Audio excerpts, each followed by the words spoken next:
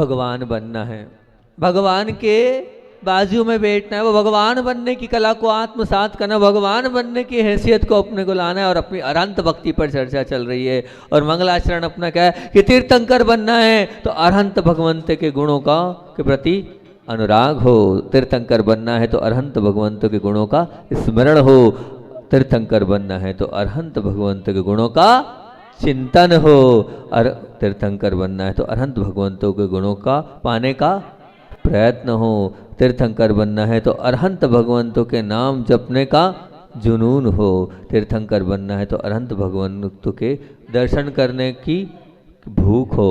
और तीर्थंकर बनना है तो अरहंत भगवंतों के भक्ति हो। और तीर्थंकर बनना है तो अरहंत भगवंतों की भावपूर्वक अर्चना हो। अपनी बहुत अच्छी चर्चा इस पर चल रही है। मैंने आपके सामने एक भिखारी का वो उदाहरण देकर आपको बताया था कि क्या अनुराग होता है। एक हम जाते तो हैं प्रभु के चरणों में, लेकिन एक वो है जो भिखारी बनकर जाता है और एक वो है जो अनुरागी बनकर जाता है। हमें अनुरागी बन के जाना है, भिखारी बनकर भगवान के चरणों में नहीं जाना हैगा। और फिर हमने आपसे बात करी थी गुणों का स्मरण हो, तो यही बात बोली थी कि अगर आप सच्चे भक्त हैं तो मुख मुद्रा आंख बनते ही करते ही आपकी आ जानी चाहिए भगवंत की। और एक छोटे से बच्चे की बात बोली थी कि तुम अपनी माँ को, बहुत बढ़िया बात बोली थी कि तुम अपनी माँ की याद करते हो या तुम्हें अपनी माँ की याद आती है। तो वो क्या कहता है, मैं भूलता ही कब हूँ, मैं भूलता ही कहाँ हूँ कि जो मुझे माँ को अलग से याद करना पड़े। बस भगवान भी इसी तरह हो जाएंगे तो सब कुछ अपना भला होता चला जाएगा। फिर उसके बाद तीर्थंकर बनना है तो भगवंत अरहंत भगवंतों के गुणों का चिंतन हो। और चिंतन में मैंने आपको वो बाल बोधाय पाठशाला वाली बातें करी थी, लेकिन आपने कहा नहीं इस पाठशाला वाली बात को और चलाना। मैंने 10 आपको जन्म के अतिशयों के विषय में बताया था। श्वेतहीनता, निर्मल शरीर, दूध की तरह रक्त का श्वेत हो जाना, और फिर अतिशय रूपवान शरीर, सुगंधित तन, और फिर उसके बाद उत्तम सहनन, उत्तम सहनन के साथ उत्तम संस्थान, और भगवान के वो 1008 शुभ लक्षण, अतुल बल और हित मित प्रिय वाणी। ऐसे ये 10 आप लोगों के बीच में मैंने रखे थे।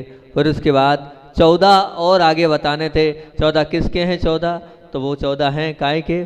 घाती कर्म जब क्षय हो जाता है तो घाती कर्म के क्षय हो जाने से वो 14 अतिशय भगवान के अंदर अपने आप से प्रकट होते हैं। उन 14 अतिशयों के विषय में आपके बीच में चर्चा रखूँगा। मैंने कहा था है तो वो हालांकि पाठशाला की बातें, लेकिन हम गौर करें और उन पर अपना चिंतन ले जाएं तो लगता है कि भगवान में ये सब चीज़ें भी हैं। तो उन घाती कर्म जब क्षय होते हैं तो 14 अतिशय कौन कौन से होते हैं, किस प्रकार से 10 अतिशय होते हैं, उन 10 अतिशयों के आपको बीच में रखता हूँ। सबसे पहली बात तो ये है, और लगता भी है, हमने देखा भी, अनुभव भी किया है कि 400 कोस में सुभिक्षा हो जाती है। मतलब जहाँ भगवान बैठते हैं जिस स्थान पर, 100 कोस पूर्व, 100 कोस उत्तर, 100 कोस दक्षिण, 100 कोस पश्चिम, ऐसे 100 कोस चारों तरफ जो है वो सुभिक्ष हो जाता है अपने आप में। ऐसा कहते हैं कि उनकी उन वर्गणाओं के माध्यम से, उन तीर्थंकर भगवान की उन पवित्र वर्गणाओं के माध्यम से वो चारों तरह, चारों जगह का, चारों दिशाओं का वो वातावरण ही मंगलमय और पवित्र बन जाता है। पृथ्वी जो है धन धान्य से परिपूर्ण हो जाती है, अहिंसामय वो वातावरण हो जाता है। और कहते हैं कि वातावरण पर ऐसा क्या प्रभाव करता, तो वैज्ञानिक दृष्टि से ऐसी आत्मा वहाँ पर आ जाती है। उन आत्मा के अंदर से निकलने वाली वो किरणें, वो आभा तो उस वातावरण को विशुद्ध बना देती है। उनकी उस पवित्र आत्मा के कारण पूरी वर्गणाएँ भी जो है वो पवित्र बन जाती है। वहाँ का जो वातावरण विषाक्त होता है वो भी विषाक्त रहित हो जाता है। और हमने देखा है कि आचार्य श्री जी जब भी रहते थे, जहाँ रहते थे उस स्थान पर अपने आप सब मंगलमय होने लगता था, सब कुछ अपने आप अच्छा होने लगता था। कि जहाँ पर हैं वहाँ पर पता है उस तरफ तो जो वैष्णव संप्रदाय के लोग बोलते थे, हम जब नेमावर में थे, शैलू भैया तो बैठे ही हैं, शैलू भैया ब्रह्मचारी जी हैं, नेमावर आश्रम को पूज्य गुरुदेव के आशीर्वाद से पूरा संभाल रहे हैं, पूरे छुल्लक जी लोगों को संभाल रहे हैं। और आपको बता दें कि ये भैया जी वो हैं जो हमारे साथ शुरू से, मतलब हमारे क्लास फेलो भी हैं, साथ में ही हम लोग अवरत हुआ है, साथ में हम निकले हैं, लेकिन स्वास्थ्य की वजह से भैया जी आगे नहीं बढ़ पाए, पर उन्होंने हमारा पूरा सहयोग किया। आज हम यहाँ बैठे हैं तो ये मान के चलना बहुत बड़ा योगदान हमारे शेलू भैया जी का है, पहुंचाने में भी और यहाँ तक लाने में भी। सब कुछ शेलू भैया ने पूरी हमारी मदद करी, हर तरीके से उन्होंने कन्विंस किया, परिवार को भी जो है उन्होंने कन्विंस किया, नहीं तो आज जो है इस प्रकार से हम यहाँ तक नहीं आ पाते। उनकी पूरी हमारी, जब हम घर से निकले थे तो आपको बताएं कि स्टोरी तो नहीं लेकिन थोड़ी सी हम आपको बात बता देते हैं कि इन्होंने हमें उलझाया, इन्होंने हमें फंसाया। कुल मिलाकर क्या हुआ कि एक सब्जेक्ट में सिर्फ हमारे अच्छे नंबर आए थे, तो इन्होंने आचार्य श्री से बोल दिया था कि इनके बहुत अच्छे नंबर आए, तो आचार्य श्री ने हमें आगे सी के लिए बोल दिया कि आप ऐसा कर लो, ऐसा कर लो। तो फिर उसके बाद हमने आचार्य श्री को बड़ी मुश्किल से कहा कि नहीं, हम नहीं कर पाएंगे और आगे हम नहीं बढ़ पाएंगे। और फिर आचार्य श्री जी ने व्रत तो हमें जो है हमेशा यही कहते दिया कि अभी नहीं माता पिता को लाओ, माता पिता लाओ, लेकिन वो व्रत तो हमारा एक अलग प्रकार से हुआ ही था। अब उसके बाद जब खबर आई तो खबर लेकर भैया जी के पास सबसे पहले खबर आई, भैया जी खातेगांव रहते थे और हम अजनास, 8 किलोमीटर की दूरी है, 9 किलोमीटर, व्यापार वगैरह पूरा खातेगांव में है। और भैया जी सीधे आए, हमारे 3 मित्र थे हम एक साथ, एक और विशाल करके एक भाई और था, तो हम तीनों मित्र थे, साथ ही रहते थे। अब ये खबर लेके आए, बोले आचार्य श्री जी बीना बारा में याद कर रहे हैं। जब यहाँ पर महा महोत्सव था सन 2000 वाला, उसके पहले 99 में ना, तब हम बीना बारा में याद कर रहे हैं। तब बीना बारा में भैया जी का मैसेज भैया जी लेके आए, तो हमने कहा भैया इतना सीजन चल रहा है और तुम कह रहे हो कि चलो, कहाँ से चलेंगे? बोले अब आप जानो, हम तो नहीं जानते, लेकिन आचार्य श्री जी जो है एक बार याद करते और अगर पर नहीं गए तो कहानी उलझ जाएगी। गुरु जी पास तो एक बार बुलावा आता है, फिर नाक रगड़ना पड़ती है। फिर इन्होंने बताया, बोले देख लो बहुत सारे उदाहरण हैं। हमने कहा चलो चलते हैं। ये आए, ये आने के बाद फिर जो है घर पर हमने माहौल बनाया, और माहौल बनाया तो वो माहौल इतना अच्छा बनाया, और निर्णय सागर जी महाराज जी की जो है हमने क्या करा दी, समाधि। हमने कहा निर्णय सागर जी महाराज जी हैं, और निर्णय सागर जी महाराज जी अंतिम अवस्था में चल रहे हैं, और भैया जी आए हैं और वो जो है याद कर रहे हैं। तो बस याद कर रहे हैं, तो उन्होंने कहा ठीक है कोई बात नहीं, जाना है तो अभी आए हुए हैं, आप अजनास से उन्हीं के साथ आए हैं।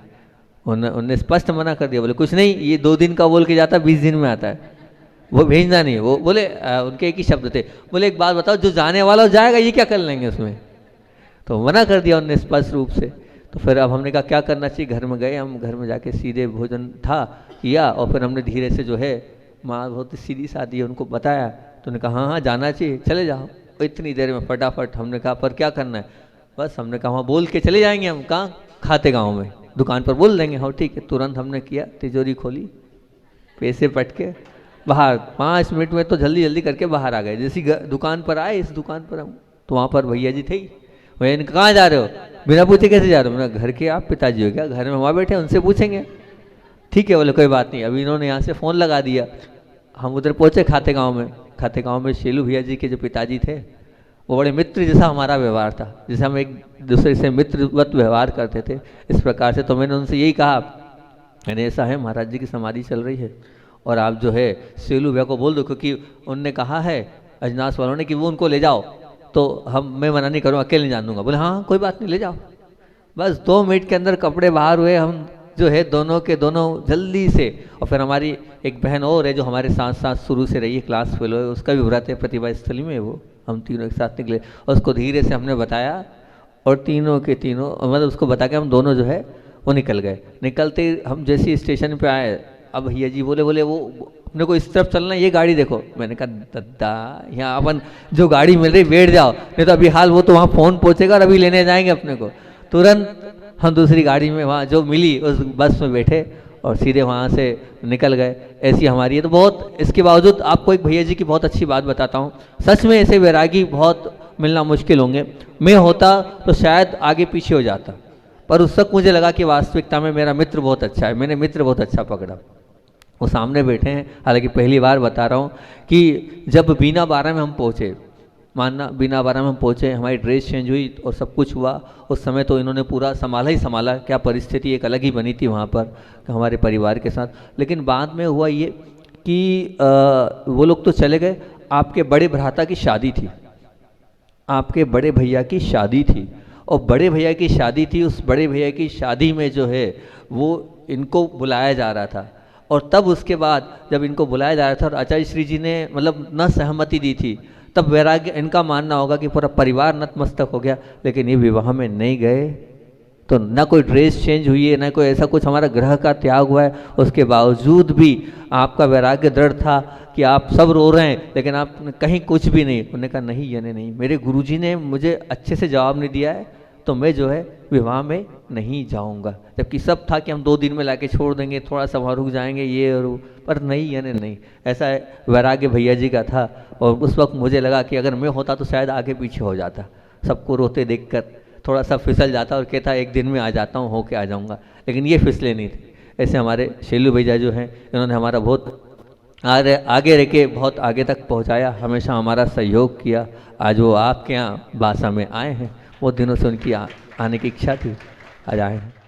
तो बात चल रही थी नेमावर की, और नेमावर हमारे ऐसा होता था, जब मैं वहाँ था तो बोले तुम्हारे आचार्य श्री आए? मैंने हाँ आए। बोले बस इस साल पानी बहुत आएगा और इस साल फसलें भी बहुत अच्छी होगी।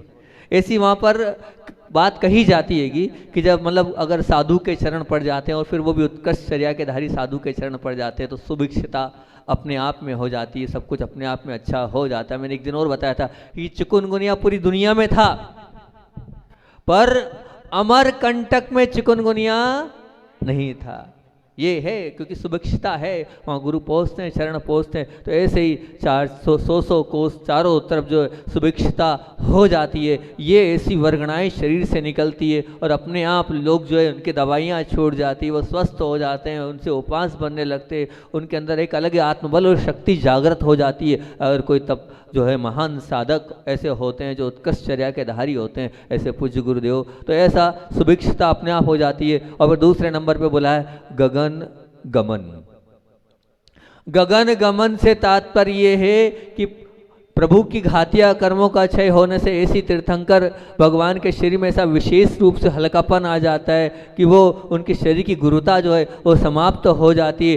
पक्षियाँ भी गमन करते हैं, लेकिन पक्षियों को गमन करने के लिए पंख हिलाना पड़ता है और आश्रय लेना पड़ता है, लेकिन तीर्थंकर भगवान का शरीर स्वयं पृथ्वी से ऊपर उठ जाता है और उनके गगन गमन में स्पष्ट है कि जीवों को किसी प्रकार की कोई भी पीड़ा और बाधा नहीं होती है। इस प्रकार से भूतल से वो ऊपर उड़ जाते हैं और गगन गमन उनका ये विहार होता है। इस प्रकार दूसरा और तीसरा है अप्राणीवत, मतलब जहाँ पर तीर्थंकर भगवान रहते हैं विराजमान, जहाँ उनका समोषण स्थापित रहता है, तो उस ओर चारों ओर हिंसा के परिणाम ही नहीं होते हैं। जिधर उनका विहार होता है उधर जो है किसी प्रकार का कोई भी प्राणी वध नहीं होता है, प्राणियों की हिंसा नहीं होती है, प्राणियों के साथ किसी प्रकार का कोई भी कष्ट या पीड़ा का अनुभव नहीं होता है। ऐसे क्योंकि इस कारण ये है कि करुणा मूर्ति हैं, और जब करुणा मूर्ति जब वहाँ पर विराजमान है तो भैया उन दया मूर्ति के समक्ष उनके समीप आकर जो है कौन किस प्रकार से किसी प्रकार से हिंसा करेगा, तो कहते हैं हिंसा भी वहाँ पर नहीं होती है। ऐसा तीसरा नंबर का अप्राणीवध रूप ये गुण उनके अंदर होता है। चौथा भोजन का अभाव। कितनी बड़ी बात है, सोचो तो सही कि हमारे भगवान कैसे होते हैं, हमारे भगवान किस प्रकार से होते हैं। तो बोले हमारे भगवान केवल ज्ञान की उत्पत्ति के बाद जो भोजन है उस भोजन का भी क्या हो जाता है, बोलते हैं अभाव हो जाता है। तीर्थंकर भगवान जो है किस प्रकार से रहते हैं, कर्म की घातिया कर्म के क्षय होने के बाद उनको सूक्ष्म पुद्गल परमाणुओं का जो है वो आगमन प्रारंभ हो जाता है, और उनका जो शरीर है वो जब परम औदारिक हो जाता है तो परम औदारिक होने के बाद भोजन का भी अभाव हो जाता है। ऐसी उनकी परम योग तपस्या होती है, उस योग शक्ति के कारण उन्हें अब किसी की आवश्यकता नहीं है। अब वो जो है जो बाहर के उन परमाणुओं जो प्राकृतिक परमाणुओं से उनका संरक्षण और संशोधन होने लगता है, तो भोजन का भी अभाव हो जाता है। आप उपास करो तो इसी भाव से उपास करो, ये भगवान जैसे आपके भोजन का अभाव हुआ है ऐसे ही हमारे भोजन का भी अभाव हो जाए। वो जो बीजाक्षर में आपको ध्यान में करा था ना, ओम क्रोम उदरे, वो ओम क्रोम उदरे, इसी भाव से हम लोग ज्ञान कल्याण की प्रक्रिया में अंकित करते हैं कि अब बस भगवान का कवल आहार समाप्त, अब भगवान कवल आहार ही नहीं रहेंगे, भगवान को भोजन की आवश्यकता नहीं रहेगी। तो बस आप भी इतने ही अंदर से प्रसन्नता के साथ उपवास करें, तो ओम क्रोम उदरे का ध्यान करें और ये भावना भाएं जिससे भगवान को भोजन की आवश्यकता नहीं है, ऐसे हमें भी भोजन की आवश्यकता नहीं रहे। ये भावना आपके अंदर होनी चाहिए, तब आपकी विशुद्धि और बढ़ती चली जाएगी। फिर बोलते हैं उपसर्ग का अभाव, मतलब जब भगवान को केवल ज्ञान के पहले तो सब कुछ हो सकता है, लेकिन केवल ज्ञान के पश्चात जो भी उनके व्यक्तित्व जो उनके पास जाता है, उनकी सबकी कलुषता दूर हो जाती है, वैर वैनश्य दूर जाता है, तो कौन भला उन पर उपसर्ग करेगा?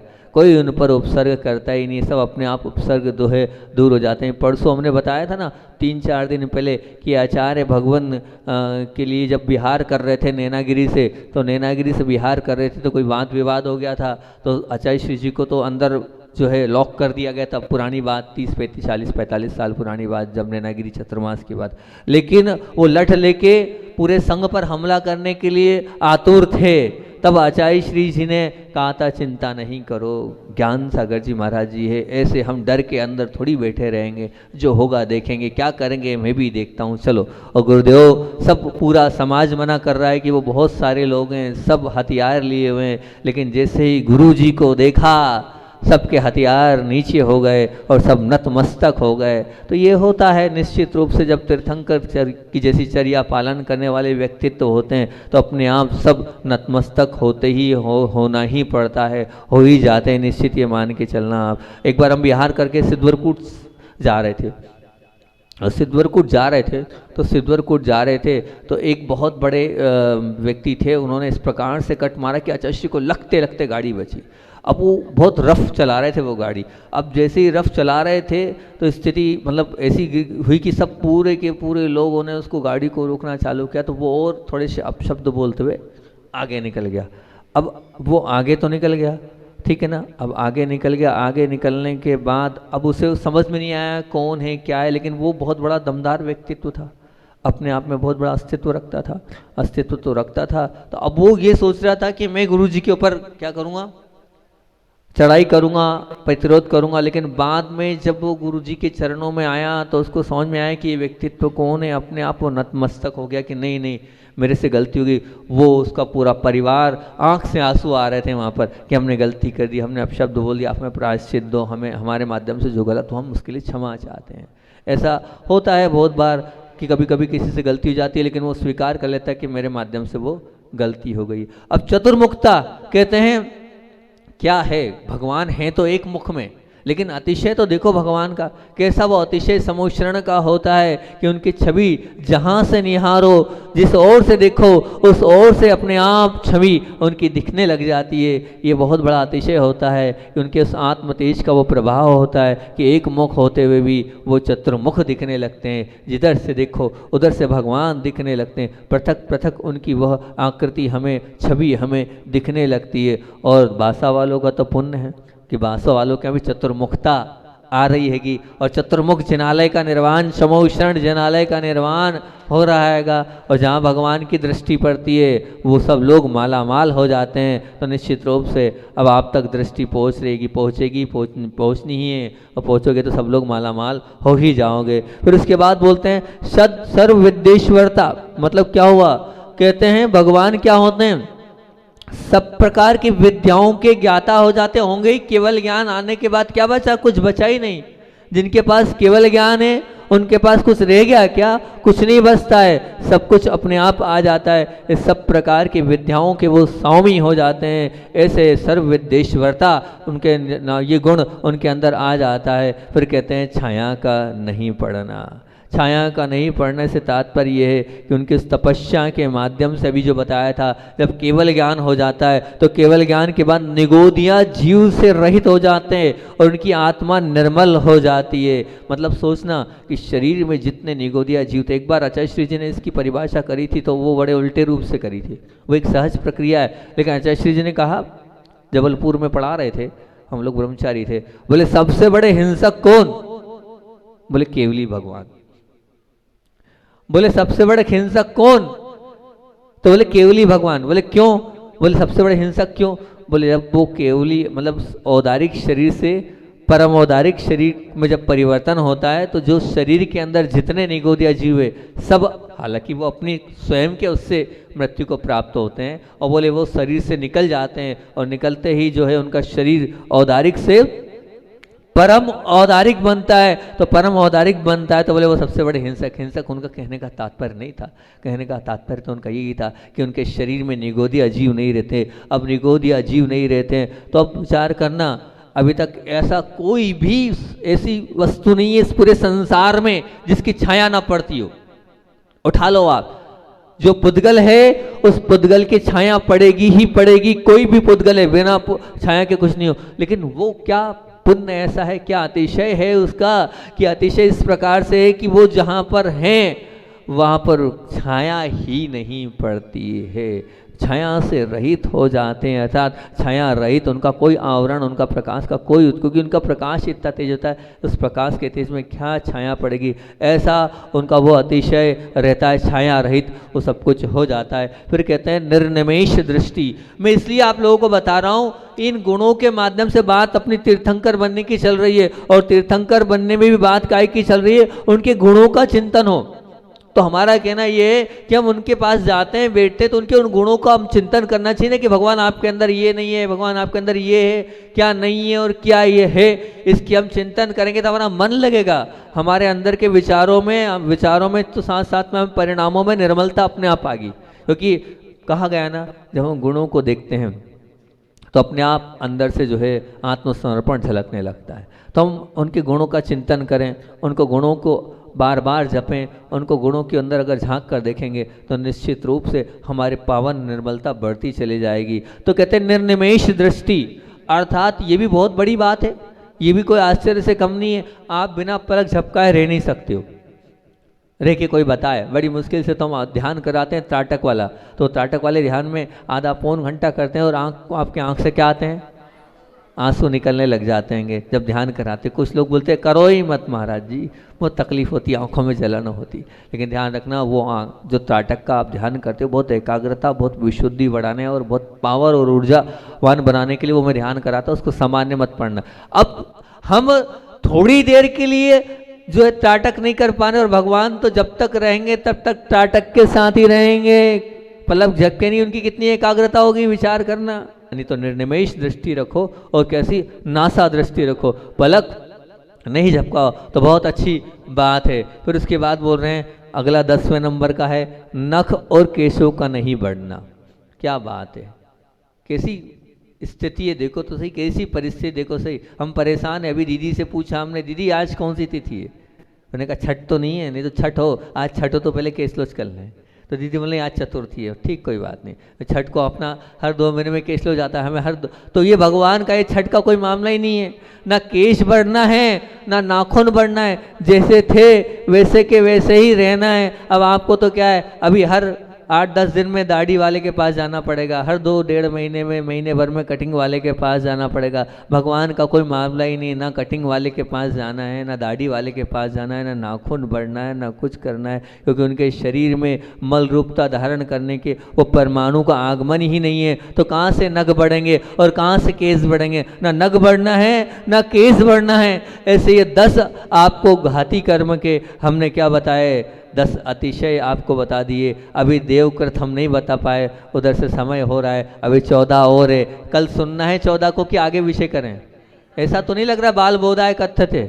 महाराज जी का पाठशाला की बात आजकल 2-3 दिन से बताने लग गए, अच्छी लग रही है बस। लेकिन एक बात ध्यान रखना, इनको सुन रहे हो तो इनको गुनना जरूर, इनसे भगवान की भक्ति करना कि ऐसे हमारे भगवान है, तो बड़ा आनंद आएगा। तो 10 एक बार फिर से कि 400 कोस में सुभिक्षता हो जाती है, गगन गमन विहार होता है, अप्राणी वध हो जाता है, भोजन का अभाव हो जाता है, उपसर्ग का अभाव हो जाता है, चतुर्मुखता भगवान की आ जाती है, शद्र विद्येश्वरता आ जाती है, छाया नहीं पड़ती है भगवान की, निर्निमेष दृष्टि हो जाती है, और नख केशों का बढ़ना भगवान का नहीं होता है। अब बची 14 देवकृत अतिशय, उन पर अपन कल चर्चा करेंगे। आचार्य भगवान का संस्मरण सुनाकर अपनी बात को विराम दूंगा। आचार्य भगवान ने कल अपनी बात कहाँ तक आ गई थी, अपनी बात चल रही है कि गुरुदेव के उपसर्ग के ऊपर, और उस गुरुदेव के जो उपसर्ग हुआ था वो चाहे कर्मकृत उपसर्ग कह दो, उसको हम कर्मकृत उपसर्ग कहेंगे। ये कर्मकृत उपसर्ग की बात चल रही थी और आप बोलो रोज एक साथ सुना दो, एक साथ कैसे सुना दो, समय भी तो होना चाहिए। 2 जुलाई की बात भी बोल दी थी, 3 जुलाई की बात भी बोल दी थी, 4 जुलाई को क्या घटा था, अब 5 जुलाई को क्या हुआ उसकी चर्चा आपके बीच में रखता हूँ कि 5 जुलाई 2000 को क्या हुआ था पूज्य गुरुदेव के साथ। प्रातः काल ही जब चले, क्योंकि चलना तो था, पेंड्रा 11 किलोमीटर बचा था, और 11 किलोमीटर गुरुदेव चले। अब चल रहे थे, गोरेला उस गांव का नाम है, आचार्य जी चल रहे थे, लेकिन क्या है पूरा संग कांप रहा है ठंडी में, उधर ठंडी बहुत पड़ती है ना, ध्यान रखना, वहाँ स्थिति खराब है। पूरा संग उस पहाड़ी एरिया में कांप रहा है और आचार्य श्री के पसीना टप टप गिर रहा है।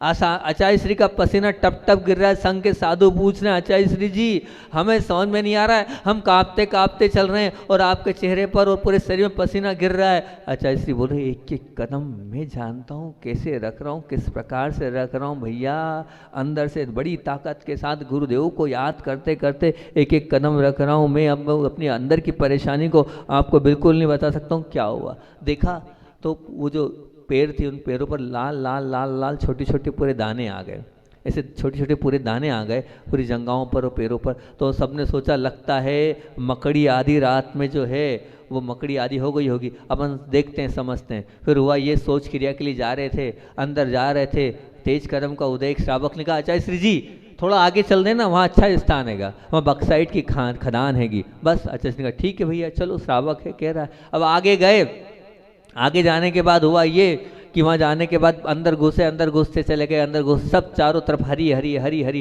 1.5 किलोमीटर अंदर तक आचार्य श्री चले गए, कोई स्थान नहीं। आचार्य श्री बोलते यही कर्म का तेज उदय कहलाता है, सामने स्थान था और श्रावक ने कहा आगे चलो, अपन भी मान गए, कोई बात नहीं गुरुजी ले लो जितनी परीक्षा लेना है, ये शब्द थे, ले लो गुरुजी जितनी परीक्षा लेना। 1.5 किलोमीटर अंदर अंदर पहुँचाए, अंदर पहुँचाने के बाद जब अच्छा सोच के लिए अब 1.5 वापस जाना मेरी हिम्मत नहीं है, देख लो यहीं कहीं कोई रास्ता है। संग बाहर खड़ा है, सबसे कहा कि आप जुलूस के साथ पहुँचो, हम इधर के इधर स्टेशन से जो है पटरी से पार करते हुए आ जाते हैं। आचार्य श्री वहाँ पहुँचे, मंदिर जी पहुँचे। आचार्य श्री की स्थिति बड़ी ख़राब थी, लेकिन फिर भी वहाँ बोला कि बड़े बड़े ऑफिसर तहसीलदार वगैरह कोई बहुत बड़ा काम था, बहुत बड़ी ट्रेन आनी थी, तो सब कलेक्टर वलेक्टर सब मिलने आए हैं, अब हिम्मत नहीं है। लेकिन वहाँ बैठ गए आचार्य श्री जी और मुस्कुराते हुए सबसे बात कर रहे, लग नहीं रहा है इतनी बड़ी बीमारी है, चलते नहीं बन रहा है कि कदम चल के आए, और बहुत वहाँ करा। फिर उसके बाद सब ने कहा कि शायद मकड़ी रात को भोगे, एक तेल लगाया और तेल लगाओ रुई में और जलाओ तो शायद वो मकड़ी जो है वो चली जाती है।